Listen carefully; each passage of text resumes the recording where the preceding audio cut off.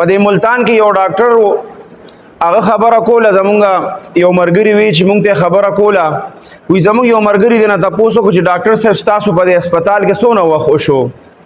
وی چې زما تقریبا 40-45 سال وشو په دې هسپتال کې.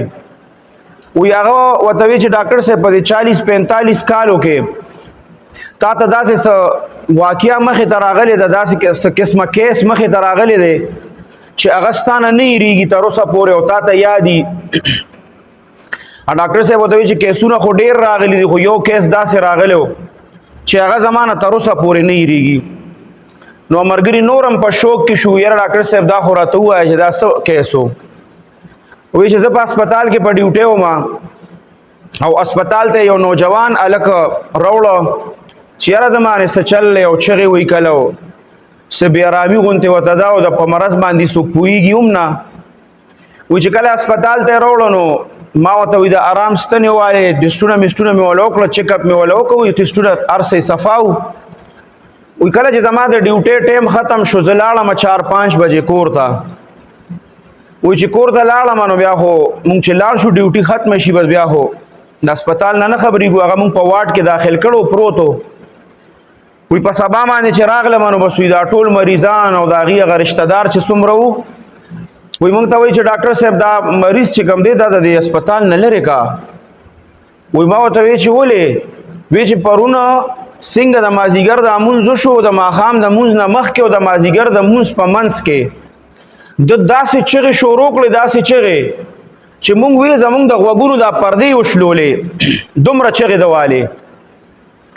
ډاکټر صاحب وی یاره د خو څه داسې بیماري نشته چې دونه تکلیف کیته دی. به هر حال هغه وی ځه کیدای شي څه تکلیف ورته و، بیا یې ورته د ارام ستنې وغیره ووالې. بیا ته نه ډاکټر صاحب لاړه په سبا چې راغی نو خلکو وی چې یاره مونږ د هسپتال نه ځو او دلته نور وخت نه تېرېږي. ډاکټر صاحب ته وایي دا هلک خو د مازدیګر دومره چغې وایي چې سم د سر هغه بیا غونډه شپه زمونږ په دې غوږونو کې او په دې ماغزو کې او دماغو کې تاویږي. هغه ډاکټر صاحب بیا په هغه ورځ باندې وایي چې زه پاتې شوم. ما وایي چې دا مسله څه ده؟ وایي زه پاتې شوم دې وایي چې مازدیګر پې دا چل کېږي. وایي هغه مونږ کمرې ته منتقل کړه چې یاره دا نور مریضان ته نه په تکلیف کینی. وی زه پاتې شوم. وی کله چې پاتې شوم او څنګه د مازدیګر مونځ وی مونږ وکړو، د مازدیګر مونځ نه چې مونږ راغلو بس لږ ساعت پس وی چغې شوې په هسپتال کې. وی چې چغې شوې چې مونږ ورغلو ورمنډم کړه. وی چې کتل لغه هلک چې و وی هغه په دې خپله مرۍ ځان له داسې زور کړي او دا رنګ یې داسې تک شین روتی و او ځان له به په مرۍ زور کو او چغې به یې ورسره والې. وی حیران شو مونږ ونیو هغه لاسونه هم ترې راښکل، دومره په زور یې نیولې وه مرۍ چې چا ازادولی نه شو هغه مرۍ د هغه نه. به هر حال وی هغه وخت چې تیر شو بس هغه بیا ټیک شو، ستنه م ورته وواله وغیره. وی والد صاحب یې ما راوغوښته، ما ورته وی چې دته څه مسله ده؟ مونږ یې په مسله نه پوهېږو، ټسټونه ټول صفا دي.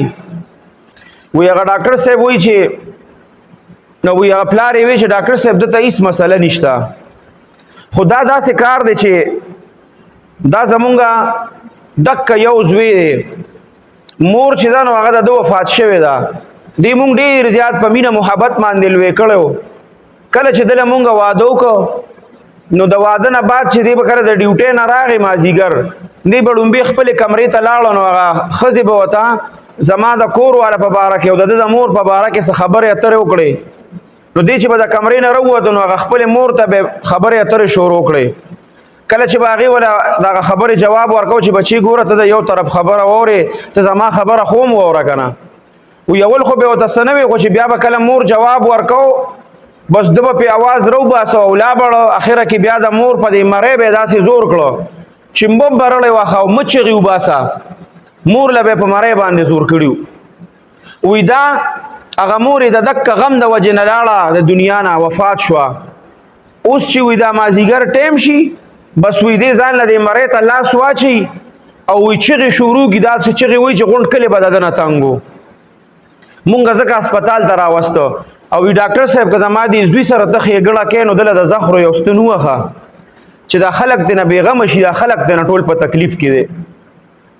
د مور پلار سره چې ګورې څوک خبره نه مني او د مور پلار څوک عزت نه کوي او مور او پلار له جوابونه ورکوي نو یاد ساتئ ګوره هغه ته په دې دنیا کې ګوره الله چې دی هغه له داسې سزا ورکوي چې د خلکو دپاره هغه عبرت شي ښه وی هغه هلک په دکه دا خلکو ته یې لا ټول خلک پې خبر شو د ښار چې پلانکې هلک چې دی په داسې مرض کې مبتلا دی او مازدیګر کې چغې وباسي او مور سره به دا چل کو بس ټول خلک چې خبر شو چې عبرت یې ترېنه واخېسته د هغې نه بعد وي هغه بیا مړ شو په هغه حالت کې